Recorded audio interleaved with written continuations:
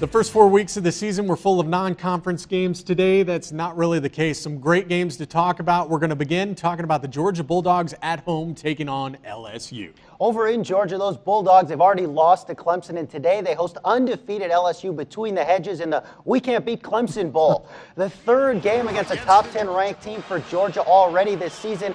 Game tied at 14. Bulldogs driving. They hand it to Todd Gurley. He has the corner, but an LSU defender has him by the neck. Now watch the way Gurley goes down here. Watch that left ankle. Looks like he rolls on it.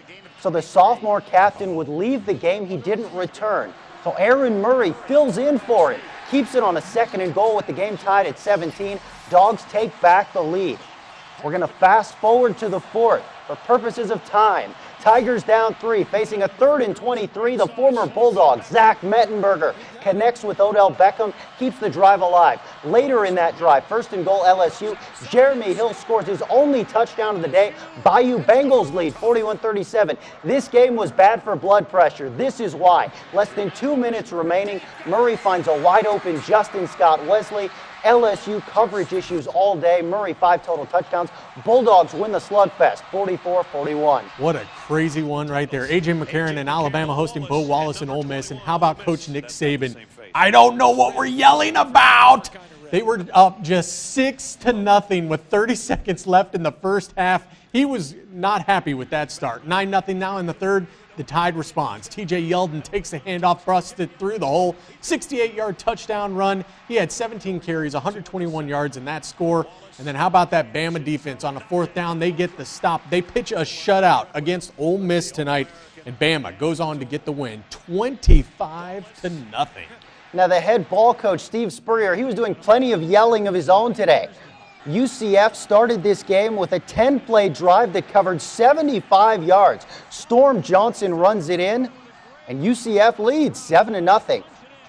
Later in the first, Gamecocks quarterback Connor Shaw decides to keep it on the option, and we will learn that was a bad choice. Shaw gets tackled hard, loses the ball. Knights recover. More importantly, Shaw was injured on the play, left the game with a sprained shoulder. He's expected to miss 2 to 3 weeks.